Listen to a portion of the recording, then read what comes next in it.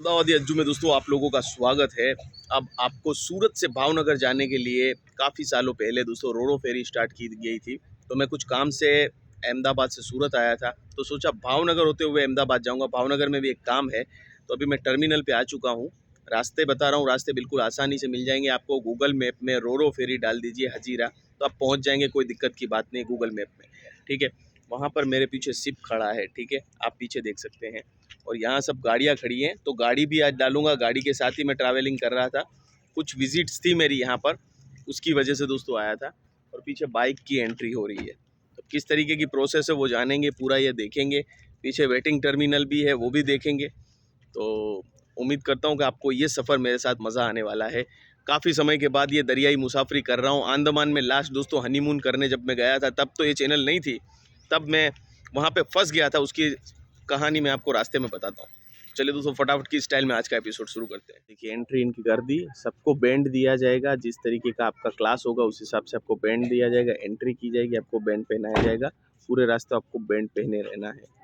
Band लगा लिया है, ठीक है, मैंने चेक करवा दिया। वॉशरूम मुझे जाना है सुबह सुबह, तो मैं ब्रश वगैरह थोड़ा सा कर लूँ, वॉशरूम हो आऊँ। वैसे तो अंदर शायद सब कुछ होगा ही, लेकिन यहाँ पे फ्रेश हो जाऊँ। अभी काफ़ी टाइम है। आप कम से कम ट्राई करिएगा कि 1 घंटे पहले आ जाएं, ताकि आपकी जो प्रोसेस है स्मूथली कंप्लीट हो जाए। ठीक है, चलिए मैं दूसरी बातें बहुत इंपॉर्टेंट है वो भी उनसे पूछ लेता हूँ। सिक्योरिटी भाई साहब, अडाजन से जो अडाजन पाटिया या अडाजन से भी बस सर्विस चलती है, ठीक है। तो बस सर्विस से भी आप यहाँ तक आते हैं, एसटी बस सर्विस जो चलती है उससे भी यहाँ उतर सकते हैं, ठीक है, और आ सकते हैं। अगर आपके पास अपना व्हीकल नहीं है, व्हीकल के बिना जो इंडिविजुअल मुसाफिर आते हैं वो बस सर्विस से आ सकते हैं। और वहाँ खाने पीने का भी रखा हुआ है। यहाँ वॉशरूम है, तो थोड़ा सा वॉशरूम वगैरह और वेटिंग एरिया, अगर आपको वेटिंग करना है तो। वैसे तो लग चुका है, हम जाएंगे, लेकिन वॉशरूम पहले हो आते, ठीक है। और मैं आपको ये एरिया भी दिखा दूँ। एरिया है, ठीक है, वेटिंग एरिया है यहाँ पे। और यहाँ पे टॉयलेट्स वगैरह भी हैं, तो मैं तो पहले टॉयलेट्स बाथरूम हो आता हूँ। और यहाँ पे दिख रहा है नीला समंदर। अभी बहुत देखेंगे समंदर को, तो थोड़ा सा इंतज़ार करिए, बहुत जल्दी देखने को मिल जाएगा आपको। तो आप गवर्नमेंट बस से भी आ सकते हैं। और इसके बाद देखिए, ये जो रोरो फेरी है, जो इंडिविजुअल पैसेंजर हैं, जो विदाउट कार या विदाउट बाइक आए हैं, उनको ये अंदर तक छोड़ेगी, बिल्कुल बोट तक छोड़ेगी, है ना। कार वगैरह जा सकती है, लेकिन ये देखिए ट्रक वगैरह भी हैं, ट्रक लाइन में लगे हैं, ट्रक भी अंदर जाएंगे। लगभग बताया जाता है कि 200 जितने ट्रक जो हैं अंदर जा सकते हैं। तो ना सिर्फ आपकी कार जाएंगी, लेकिन ट्रक्स भी जाएंगे, क्योंकि इनके लिए काफ़ी शॉर्ट डिस्टेंस हो जाता है, तो इनका काफ़ी पेट्रोल फ्यूल बचता है इससे। दोस्तों अंदर आगे एक स्लिप दी हमको कि आप जो है अंदर एंट्री कर चुके हैं, तो उसकी स्लिप दी मेरी गाड़ी नंबर के साथ। और इस बोट में हम जाएंगे। ये देखिए ट्रक लाइन में लगे हुए हैं और हम यहाँ पे बोट में जाएंगे, ठीक है। तो अब दोस्तों अंदर जा रहे हैं। मैं पहले पार्किंग कर लेता हूँ प्रॉपर, और उसके बाद आपसे आगे की बात करूँगा, ठीक है। पार्क कर दिए, बिल्कुल सटा के करवाई है पार्किंग। जब लाइन से सब निकलते जाएंगे, जब निकलेंगे हम, तो इस तरीके से पार्किंग है कि मुझे लगता है सब लाइन से निकलेंगे। भाई साहब, कितनी गाड़ी यहाँ पर आती होगी? कार कितनी आती होगी? 100 के 5। और ट्रक कितने आते होंगे? 45। 50 ट्रक गिन के चलिए, ठीक है। तो चलिए दोस्तों आगे बढ़ते हैं। यहाँ से पार्क कर दिए गाड़ी हमने। कुछ एक्सपीरियंस होगा। अंडमान में मैं ऐसे ही गया था, लेकिन कार नहीं डाली थी। अंडमान में जब एक टापू से दूसरे टापू जाते हैं तो। अब दोस्तों देखिए, यहाँ पर जो है आपको एक चीज़ बताना चाहूँगा, पेट्स शायद नॉट अलाउड है, मैं फिर भी कंफर्म करूँगा। तो आप इनकी हेल्पलाइन सेंटर पे कंफर्म कर लीजिए। इनका कहना है कि ऊपर तो पेट्स अलाउड किसी कंडीशन में नहीं है, अगर चाहे तो आप कार में रख सकते हैं। और यहाँ पे सारी चीज़ें लिखी हुई है, पढ़ लीजिएगा आप स्क्रीन पॉज करके। ये भाई साहब आपको रास्ता बताएंगे कहाँ आना है। यहीं पर बच्चों के लिए गेमिंग जोन भी है, ठीक है, गेम जोन भी रखा गया है बच्चों के लिए। आई थिंक ये पेड होगा, एक्स्ट्रा चार्ज होगा। सीटिंग भी दिया गया है, और ये बिजनेस क्लास है, ये बिजनेस क्लास की सीटिंग है, ठीक है ना। तो ये बिजनेस क्लास में मैं सिर्फ आपको वीडियो बना के दिखा रहा हूँ। बिजनेस क्लास की सीटिंग अरेंजमेंट है, ठीक है। वैसे तो सिर्फ चलने के बाद लोग ज़्यादातर बाहर ही जाते हैं। मैं जब दोस्तों अंडमान की बार बार बता रहा हूँ, पिछली बार जब मैंने लिया था सुपर क्लास लिया हुआ था, लेकिन फिर जो है बाहर जाके हमने नज़ारे एंजॉय किए थे। बिज़नेस क्लास दिखा दिया मैंने, यहाँ पे बिज़नेस क्लास का है, चार्जिंग भी है, पंखे भी लगे हैं, एसी भी है और टीवी भी लगा हुआ है, ठीक है। और ये कौन सा है सर? Executive class. ये बिज़नेस क्लास से ऊपर है ना, डाउन में, ठीक है। चलिए एग्जीक्यूटिव क्लास देख लेते हैं यहाँ पे। तो ये एग्जीक्यूटिव क्लास है, आप देख सकते हैं, काफ़ी अच्छी एसी चल रही है। लगेज के लिए भी ऊपर दिया हुआ है, पंखे हैं एंड टीवी पे मूवी चल रही है।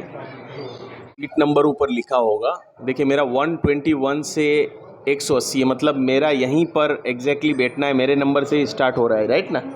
तो ये सर ने मुझे बताया। और यहाँ से आगे दूसरे ऐसे एग्जीक्यूटिव क्लास के अलग अलग चेम्बर बनाए हुए हैं, वहाँ पर आपको जाना है।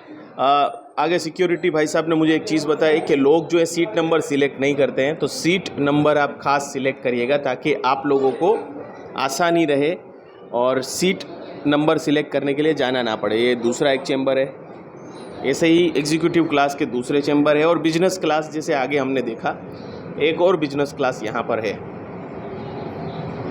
कुछ ज़्यादा दोस्तों फ़र्क मुझे लगा नहीं है, चेयर्स में और कंफर्ट लेवल में फ़र्क है। कैफ़े में आ गए हैं, ठीक है। कैफ़े के अंदर अभी काफ़ी लोग आ चुके हैं, 7 बजे ही हैं, अभी तो 8 बजे स्टार्ट होगी हमारी जेटी और अभी से लोग आ चुके हैं, ठीक है। तो 7 बजे में लोग आ गए हैं, तो थोड़ा आधे घंटे पहले गेट बंद हो जाएंगे, तो उस चीज़ का खास ख्याल रखिए। मैं आपको मेनू वगैरह आगे दिखाता हूँ, ठीक है। यहाँ पर बैठने की भी काफ़ी अच्छी व्यवस्था है। चलिए दोस्तों मेनू दिखा देता हूँ, स्क्रीन पॉज करके आप देख लीजिएगा, ठीक है। मैं आपको सब कुछ इसके प्राइस बता रहा हूँ। अभी तो सुबह ही हुई है और कितने बजे चलती है एग्जैक्टली वो भी हम देखेंगे।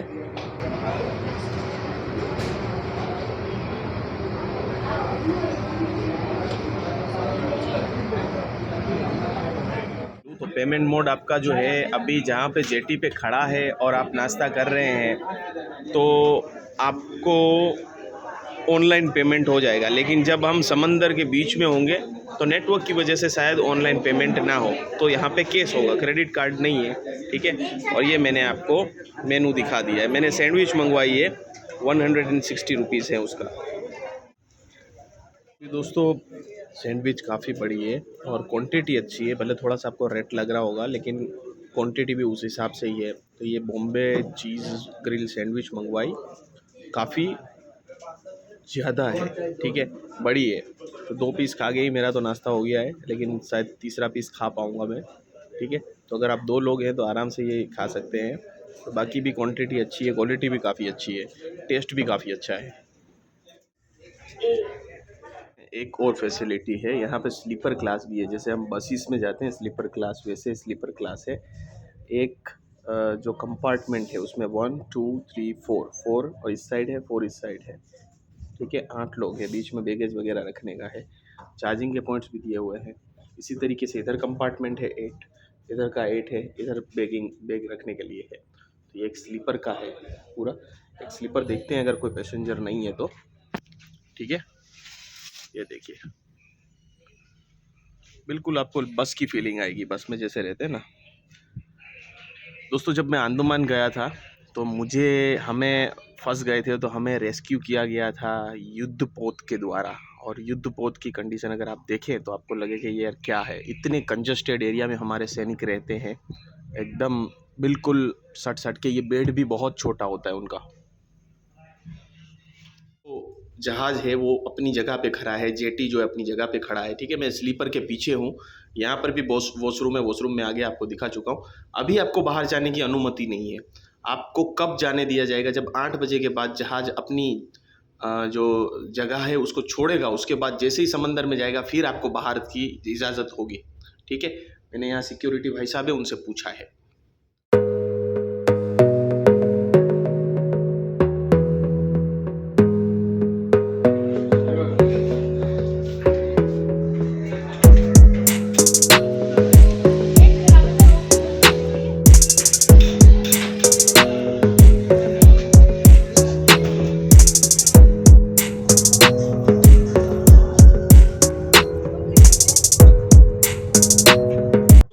डेक पे आ गया हूँ। जैसे ही चलने लगा, पोर्ट छोड़ दिया, उसके बाद मुझे ऊपर आने दिया है। यहाँ पे भी बैठने की व्यवस्था है, लोग बैठ सकते हैं ओपन में, ठीक है।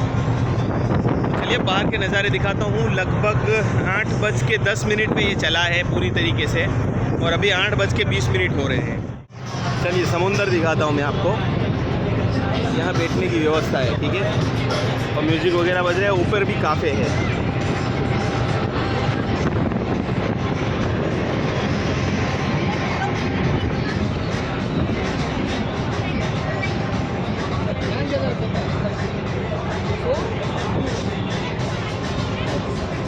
हमने वहाँ से दोस्तों छोड़ा है, ठीक है।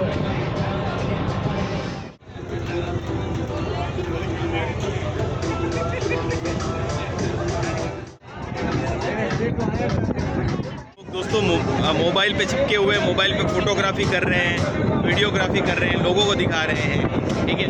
बहुत बड़े बड़े 2 जनरेटर में से हवा निकल रही है, ऊपर से भाप निकल रही है, धुआं निकल रहा है, और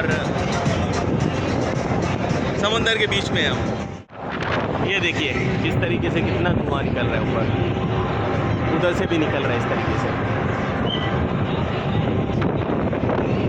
स्लीपर डेक से नीचे की तरफ चलते हैं और यहाँ से आपको व्यू दिखाते हैं। यहाँ से भी पीछे की तरफ का व्यू है, पीछे बिल्कुल जाना होगा हमें, तो वहाँ का व्यू आपको वहाँ मिलेगा। ऊपर काफ़ी लोग एंजॉय कर रहे हैं, म्यूज़िक चल रहा है, सीटिंग है, मैंने आपको दिखाया। ऊपर कैफ़े भी है, और कैफ़े के साथ साथ आपको काफ़ी लोग एंजॉय कर रहे हैं, और फोटोग्राफी, सब लोग फोटोग्राफी कर रहे हैं। काफ़ी लोगों के लिए नया नया एक्सपीरियंस होता है, बिकॉज हवाई जहाज़ में तो बैठना इतना ईजी है, लेकिन इसमें बैठना एक नया अनुभव है। इधर इकोनॉमी चेयर और स्लीपिंग है, ठीक है। यहाँ से भी दिखा देते हैं, दिखा दे, थोड़ा सा दिखा दो। 2 मिनट में ही मेरा हो जाएगा। तो परमिशन लिए थोड़ा सा आपको दिखा देता हूँ। इधर से नहीं जा सकते बिकॉज ये स्लीपर क्लास का है, ठीक है। देखिए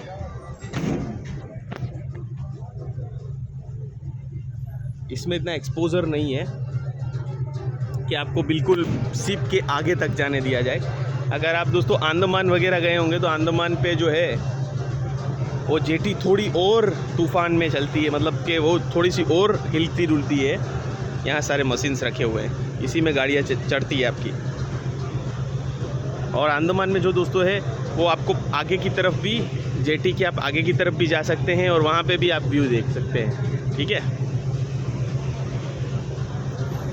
ये देखिए मेरे साथ जो भाई साहब हैं, ये ट्रक चलाते हैं।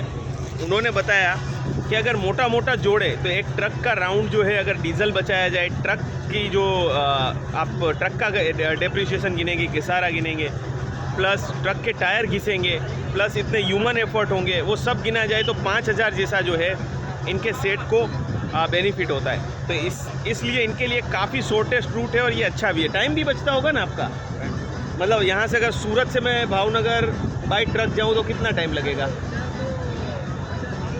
450 किलोमीटर है। अच्छा, और ये 150 किलोमीटर है, तो 450 जाने में अगर 50 की भी एवरेज गिनूँ तो 10 घंटे तो वो लगेंगे ही, कम से कम 10 घंटे। क्या 10-15 हज़ार रुपये का डीजल लगेगा, और दोस्तों 10 से 11 या 12 घंटे भी लग सकते हैं ट्रक में, क्योंकि कई बार इनको बेचारों को ट्रक में क्या है कि लेन में चलना होता है, और इनको ट्रैफिक जाम नड़ा तो ऐसा नहीं है कि आप कार की तरह कहीं से भी निकल जाएंगे, बाइक की तरह कहीं से भी निकल जाएंगे। तो 12 घंटे लगते हैं, इसकी जगह इसमें कितने लगेंगे?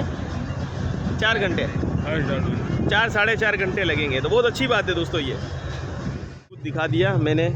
यहाँ से देखिए पीछे से व्यू है, आगे का इतना व्यू कोई जाने के लिए आपको एंट्री नहीं है, सब जगह एंट्री जो है बंद कर रखी है। तो काफ़ी किफ़ायती है। अगर आप सूरत से भावनगर जा रहे हैं तो आपके लिए जेटी बेस्ट है। अब मैं बात कर लेता हूँ चलते चलते, दिखाते दिखाते कि बुकिंग कैसे करना है। दोस्तों कुछ नहीं करना है, आपको लिखना है दहेज टू घोघा रोरो फेरी, और ये जो कंपनी है इस कंपनी का पोर्टल आपको मिल जाएगा, लिंक मैं डिस्क्रिप्शन में दे दूँगा, ठीक है। यहाँ पे भी बैठने की सुविधा है। तो कंपनी के पोर्टल पे आप चले जाएंगे, आपको वहाँ पर अपनी डिटेल डालनी है, आधार कार्ड, पान कार्ड, जिसमें भी जो भी डॉक्यूमेंट है आपका, उस हिसाब से डिटेल भरिए, पैसे भरिए और चले जाएंगे। अगर आप एग्जीक्यूटिव क्लास में जाते हैं तो 800 रुपये टिकट है, और कार का 1400 रुपये है, ठीक है। तो 2200 रुपये मुझे लगे हैं, ठीक है। प्लस एसी में बैठने का है और काफ़ी अच्छी जेटी सर्विस है। यहाँ देखिए ऊपर से हम आए थे, ठीक है, ये सब लोग ऊपर बैठे हुए हैं। यहाँ जो है नीचे एंट्री किसी को, आप लोगों को नॉर्मल को एंट्री नहीं है, वो तो मैंने परमिशन ली और यहाँ तक मैं आपको दिखाने के लिए आया। तो यहाँ ट्रक ड्राइवर वगैरह जो भी हैं वो सब यहाँ रेस्ट करते हैं और यहाँ बैठते हैं। के लिए भी है और बैठने के लिए भी व्यवस्था है। ड्राइवरों को कोई चार्ज नहीं देना होता है, बिकॉज उसका अच्छा खासा भाड़ा जो है लिया जाता है ट्रक के लिए। ट्रक का भाड़ा लगभग 12,000 15,000 वज़न करके लिया जाता है और इनका काफ़ी 4 से 5 या 6,000 रुपये भी एक ट्रक पे बचता है। तो ये ट्रक ड्राइवर ये प्रिफर करते हैं। 2.5 घंटे के बाद अपडेट दे रहा हूँ। अभी 10:30 बज रहे हैं। 8 सवा 8 बजे ये फेरी चली हुई थी, अभी बीच समुंदर में बिल्कुल आ चुकी है, ठीक है।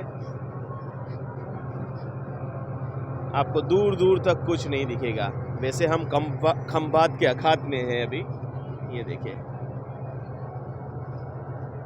दूर दूर तक आपको कुछ नहीं दिखेगा। बहुत खूबसूरत माहौल है, गाने बज रहे हैं, लोग बैठे हुए हैं। अभी शायद 2 घंटे और हमें लगेंगे। तो अगर बात करूं दोस्तों तो 450 किलोमीटर जैसे ट्रक ड्राइवर से बात हुई। तो अगर आप कार से भी जाते हैं तो आपको कम से कम 10 से 12 घंटे, 10 घंटे तो मिनिमम लगने वाले हैं। इसकी जगह आपको 4 घंटे और 4.5 घंटे में आप पहुंच जाएंगे भावनगर। तो बहुत अच्छी बात है, ठीक है। तो आप रोरो फेरी को ट्राई कर सकते हैं, ठीक है। और 800 रुपीज़ टिकट भी मेरे हिसाब से काफ़ी अच्छी है। बस की टिकट कितनी होती है आप लोग मुझे बताइएगा कमेंट करके कि बस की टिकट कितनी होती है और ये कैसी है। एसी काफ़ी अच्छी है, सिटिंग कैपेसिटी जो नीचे की सीट्स है वो भी काफ़ी अच्छी है, ठीक है। चाहे प्रीमियम हो या एग्जीक्यूटिव हो, प्रीमियम में और एग्जीक्यूटिव में ख़ास कुछ फ़र्क नहीं है। ओशियन व्यू का फ़र्क है। जो एक प्रीमियम है उसमें आपको ओशियन व्यू मिलता है, ठीक है, और एग्जीक्यूटिव में नहीं मिलता है। और सोफ़े थोड़े से बड़े हैं, बाकी दोनों ही आरामदायक हैं। देखिए चलिए वहाँ चलते हैं। मैं अंडमान में बैठा हुआ था, थोड़ा हम इस साउंड से दूर जाते हैं। अंडमान में बैठा हुआ था तो केबिन क्लास में जब आप बैठते थे वहाँ पे भी मेरा सोफ़ा वगैरह था। हमने बहुत महंगी टिकट ली थी, 1500 रुपये वाली, ठीक है, एक इंसान की। तो उसमें क्या हुआ था कि अंदर जब बैठते थे तो सफोकेशन ज़्यादा हो रहा था, सफोकेशन। और बोट जो है बहुत ही तेज़ ऊपर नीचे होती थी, जबकि ये बोट ऐसा तेज़ नहीं हो रही है। हम अंदर बैठ रहे हैं, कुछ पता नहीं चल रहा है नीचे जब मैं बैठ रहा हूँ, इनफैक्ट ऊपर भी पता नहीं चल रहा है। तो उसमें उल्टी वगैरह होने का डर रहता था। लेकिन इसमें मैंने देखा कि ये चीज़ आपको नहीं हो रही है, ठीक है। तो ये एक अच्छी बात है, बिकॉज मुझे लगता है ये स्लो चलती है और बिल्कुल फ्लुएंट चल रही है। और काफ़ी बड़ा सीप है, ये बहुत बड़ा सीप है। वो वहाँ जो चलती है थोड़ी छोटी सीप होती है, सीप थोड़ी छोटी होती है और बहुत तेज़ी से ऊपर नीचे होती है, ठीक है। चलिए अब दोस्तों मैं थोड़ी देर में आप लोगों को अपनी कहानी सुनाता हूँ जो मेरे अंडमान में मेरे साथ घटी थी। हनीमून में गए थे अंडमान, तो पोर्ट ब्लेयर गए, पोर्ट ब्लेयर थोड़ा सा घूमे। पोर्ट ब्लेयर के बाद हम गए हैवलॉक आइलैंड। इसी तरीके की जेटी में गए। वो शिप छोटी थी और जैसे मैंने बताया कि बहुत अच्छा लग रहा था माहौल। उल्टी अंदर बैठ के उल्टी हो रही थी, तो बाहर आके आपको उल्टी नहीं होती थी, ठीक है। तो उसमें क्या हुआ उसके बाद कि दोस्तों हम जब हैवलॉक पहुँचे उसके बाद तूफ़ान आ गया हैवलॉक में और हम फंस गए हैवलॉक में। मेरा हनीमून का प्लान 8 दिन का था, लेकिन 11 दिन मुझे हनीमून के लिए हैवलॉक पे फंसा होना पड़ा। हमें तो कुछ पता नहीं था, हम दुनिया से कट चुके थे, ना कुछ चीज़ आ रही थी ना कोई चीज़ जा रही थी। लेकिन पूरी दुनिया जो है वो हमारे लिए परेशान थी। सब सुषमा स्वराज जी को ट्वीट वगैरह कर रहे थे। तो एक एक्सपीरियंस अच्छा रहा। और उसके बाद दोस्तों वहाँ जो नेवी का हेलीकॉप्टर है उससे लोगों को बचाया गया और युद्धपोत का जो जहाज़ होता है वहाँ वो भेजा गया, उसमें हमें बाहर निकाला गया, ठीक है। लेकिन हमें कोई तूफ़ान का ऐसा कुछ असर नहीं हुआ था या कोई फ़र्क नहीं हुआ था। तो युद्धपोत के जहाज़ की कुछ कहानी बताता हूँ। युद्धपोत के जहाज़ में दोस्तों तहखाने तक में बैठने की जगह होती है। उसमें बहुत सारे लोगों को उन्होंने भरा और रखा। और उसके बाद जो है उसके बाद दोस्तों उसकी कहानी मैं आपको फिर से बताऊं तो जैसे तहखाने में जब गए तो वो युद्धपोत जहाज़ काफ़ी स्पीड में चलता होगा, तो वो भी ऐसे लग रहा था कि ऊपर नीचे बहुत हो रहा है। और बहुत ही तेज़ चल रहा होगा। उसकी वजह से मेरी और मेरी वाइफ के अलावा सभी लोगों ने उल्टी की। इसका एक ही रीज़न था कि वो ऊपर नीचे इतना होता है जहाज़ कि जिसकी वजह से आपको उल्टी होती है। जहाज़ अगर छोटा है और वो तेज़ चल रहा है तो वो लहरें बहुत बनाता है, और लहरें की थप्पड़ों की वजह से जो हिचके लगते हैं, जो ऊपर नीचे होता है, उसकी वजह से आपको उल्टी आती है। तो मैंने मेरी वाइफ को कहा था कि सिर्फ आंख बंद करके पड़े रहो, अपने आसपास जो भी उल्टी या गंदगी है वो आप मत देखिए और बस सोते रहिए। तो हमें भी वहाँ पे लगभग 4-5 घंटे लगे थे रेस्क्यू करने में, और उसके बाद हम पहुँचे थे। तो हम दोनों उल्टी करने से बच गए थे। सभी लोगों ने, ऑलमोस्ट हर इंसान ने उल्टी की थी, और मिलिट्री मैन ने हमारा बहुत ही ख्याल रखा था। इसके लिए बहुत एक अच्छी बात है। तो ये एक एक्सपीरियंस, जब मैं बोट में बैठा हूँ तो मेरा एक ताज़ा हो गया। लगभग 5-6 साल बाद फिर से मैं यहाँ पर बोट में बैठा हूँ। ऊपर अभी 11:15 बज रहे हैं, मतलब कि चले हुए हमको ऑलमोस्ट 4 घंटे होने वाले हैं। 8 बजे चले थे, 12 बजे अगर गिन के चले तो 4 घंटे होने वाले हैं। और अब सामने दिख रहा है कि तट का इलाका आ रहा है, मतलब कि अब लग रहा है कि गोगा आने ही वाला है। और पार्क करते करते मुझे लगता है 4.25 या 4.5 घंटे हो जाएंगे। और दोस्तों एक और अच्छी चीज़ मुझे ये लगी, देखिए ये सोलर पैनल के बारे में हमने बात की थी। तो सोलर पैनल लगा के इन्होंने अच्छा काम किया। एक तो सौर ऊर्जा से काम होगा, और दूसरा नीचे जो बैठेंगे उन लोगों को छाँव भी मिल जाएगी। तो एक ही चीज़ में 2 काम हो जाते हैं। एक्स्ट्रा छत डालने की ज़रूरत नहीं है, सौर ऊर्जा से ही जो इलेक्ट्रिसिटी होगी उसी से, वहाँ से ही उनको छाँव मिल जाएगी। तो एक अच्छा काम यहाँ पे किया गया है। सबको नीचे जाने के लिए बोल रहे हैं, क्योंकि अब मैंने जैसे आपको कहा वहाँ तट आ गया है, तो अब सबको वो नीचे उतारेंगे, क्योंकि जब उठती है तब ऊपर आने की आपको परमिशन नहीं है, और जब बिल्कुल तट पे अभी लगेगी तब भी यहाँ रुकने की आपको परमिशन नहीं है। तो सबको नीचे उतारा जा रहा है। चलिए मैं आपको थोड़ा सा तट दिखाता हूँ, ठीक है। चलिए अब तट देख लेते हैं थोड़ा सा, फिर नीचे चलते हैं। लोगों का जाने का मन नहीं कर रहा है, लेकिन फिर भी उदास लटके हुए चेहरों से जा रहे हैं। और काफ़ी चेहरे ऐसे मैंने देखा, जब भी मैं ऊपर आया दोस्तों आधे घंटे पे, घंटे पे, तो यहीं दिखे हैं लोग। तो लोगों को काफ़ी समंदर देखना अच्छा लगता है। तो अब ये देखिए गोगा आ गया है, तो तट दिख रहा है।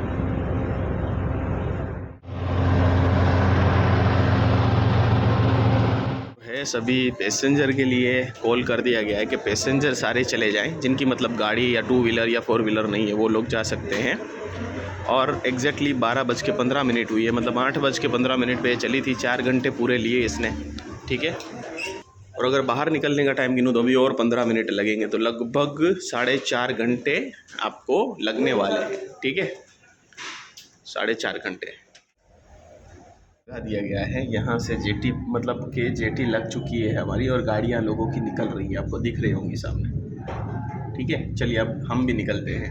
तो एग्जैक्टली 4.5 घंटे लगे, 4.25 4.5 घंटे लगते हैं। चलने का अगर समय गिनूँ तो एग्जैक्टली 4 घंटे में हम पहुँच गए। 8:15 से चली थी और 12:15 बजे हम पहुँच गए। चलिए हम गाड़ी तक पहुँचे, फिर बात करते हैं आगे। सबको निकाला जा रहा है, सबको बारी बारी से निकाला जा रहा है, ठीक है। बाहर निकल के फिर आगे की दोस्तों बात करता हूँ। तो ये वाक़या आपको बहुत ही अच्छी सर्विस रही, बहुत अच्छा आनंद के साथ हम गए। तो बहुत बहुत शुक्रिया। मैं कहूँगा कि ये अच्छी प्लेजेंट जर्नी मेरी तो रही दोस्तों, ठीक है। तो 4 घंटे में हम पहुंच गए, जहां से शुरुआत हुई वहां से ख़त्म हुआ 4 घंटे में। और अगर मैं अंदर जाने की बात करूं तो 8 बजे अगर गिनने का टाइम है, और बाहर निकलने का पूरा टाइम मैं गिनूं तो 4.5 घंटे लगते हैं, ठीक है। 4.5 घंटे गिन के आप चल सकते हैं। तो दोस्तों ये सफ़र मेरे साथ कैसा लगा आप ज़रूर बताइएगा।